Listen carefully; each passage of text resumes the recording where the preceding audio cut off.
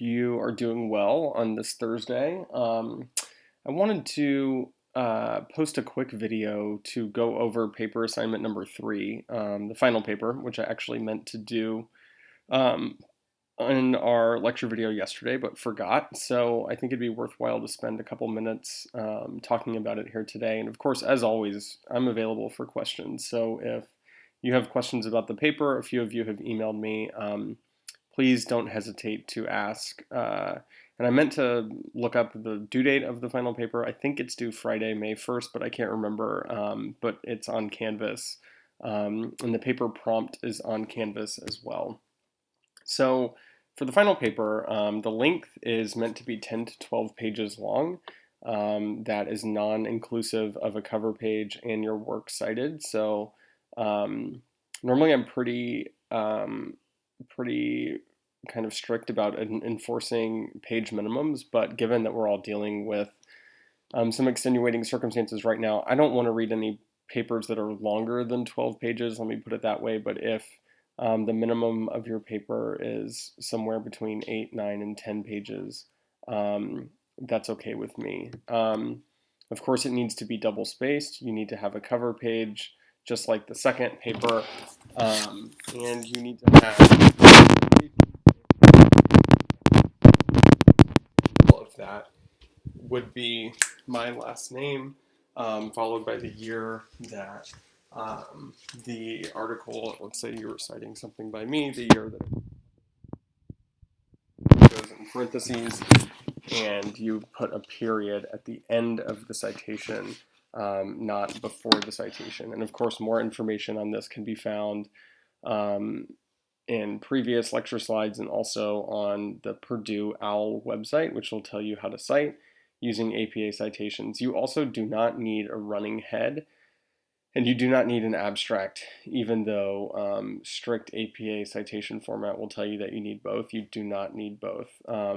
You do need page numbers. You do need to do all of the things that we've talked about for how to write good papers. You need to spell check.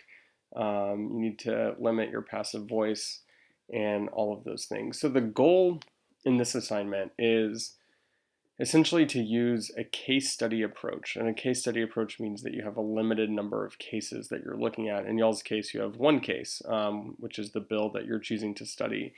And you are using that bill to argue for or against Sinclair's theory of unorthodox lawmaking. So if you recall, her theory says anytime Congress passes a bill in its modern era, it almost always passes via unorthodox lawmaking, because that's the only way that Congress, which doesn't work a lot of the time, when it does work, that's the only way that it can get anything done, right? So this normal textbook approach to lawmaking doesn't work anymore, and anytime a big bill is passed, it is done because of this, right? So you're going to say this bill that I have chosen, it either demonstrates support for Sinclair and suggests that her theory was correct, right? Or it demonstrates that she was wrong, and that, or maybe not that she was wrong, but that in your case at least, it appears that the bill was passed via traditional or orthodox lawmaking, right? And then you need to spend time telling me why it was passed via unorthodox lawmaking, how it was passed or not passed via unorthodox lawmaking. And really, the bulk of your paper needs to be spent answering these two questions, which means that the majority of your paper needs to not be about the bill itself, right? Why was it needed? What were its provisions? Did it work? Did it not work? Was it controversial? Was it not controversial? You don't want to tell me too much about that, although the controversial part's a little bit different. I can talk more about that in a second, right? I am not interested in whether the bill worked. These are things that you can mention in a certain part of the paper, maybe at the very end. I'll talk more about that in a second. But what I'm interested in is how your bill was passed, right? Do the politics of the passage of the bill suggest that it was passed via orthodox or unorthodox lawmaking? This is why it is crucial that many of your citations are contemporaneous citations, meaning they were written when the bill was being passed, not 10 years after the fact in the case of No Child Left Behind, for example, to tell us whether or not it worked to make the schools better or whether the Patriot Act worked to make us safer or whatever, right? Those are important questions, but they're not important for this paper. Again, how the bill was passed needs to be the focus of what you're doing.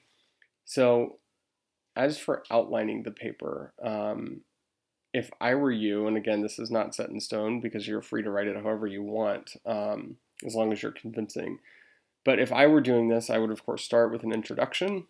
At the end of the introduction is where I would put my thesis, and the thesis needs to be an if-then statement. So it should say something like, regarding Sinclair's theory of unorthodox lawmaking, this paper proposes that if such and such happens, comma, then bills are passed in an orthodox or unorthodox way.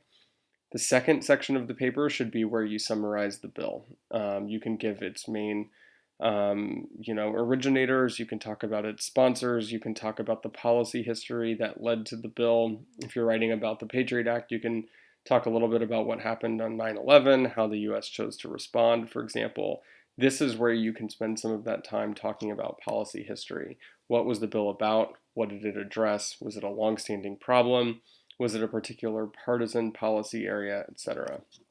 And then you really need to jump quite quickly into the meat of the paper.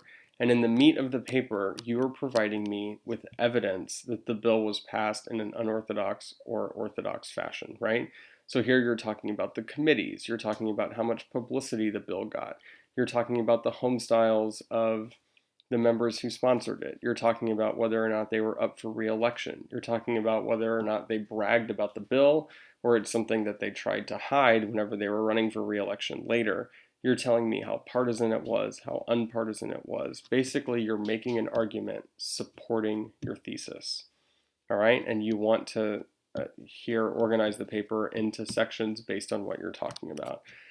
And then finally, in the conclusion, you want to restate your thesis, and you also want to draw some broader lessons, right? So we're obviously going to be more concerned about, or concerned more than just about one bill when we're studying Congress. And so here's where you'd say something like, though this is a case study that just covers one bill, it suggests that bills that have the following characteristics that are passed during divided government, that have blah, blah, blah, then Sinclair's theory tends to hold up, collapse, need modifying, or whatever, right?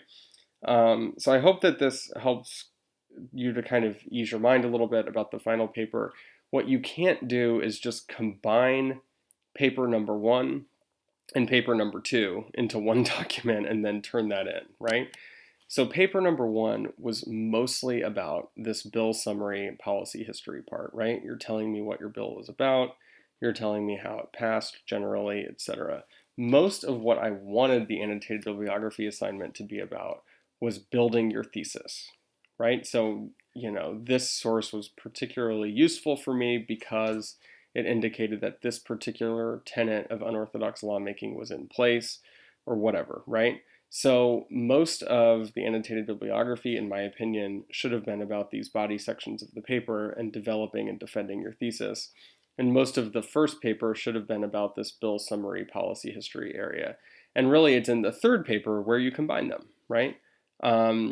And you're writing a whole new paper. It is okay to include some content from paper number 1. It's okay to include some content from paper number 2. You do not need to cite yourself. But what you do need to do is make sure that you are incorporating it into a coherent and logical and, most importantly, a persuasive document, right? So you're writing a empirically persuasive analytical paper here with paper number 3. And again, I know that we're all dealing with these crazy circumstances. So if you have questions, I'm happy to answer them at any time via email. We can talk on the phone at night, whatever we need to do, we can do. But in the meantime, I just wanted to post these slides and hopefully clear up any confusion that y'all have about paper number 3. So in the meantime, I hope that you have a great weekend, and I will talk to you all again on Monday morning. Bye.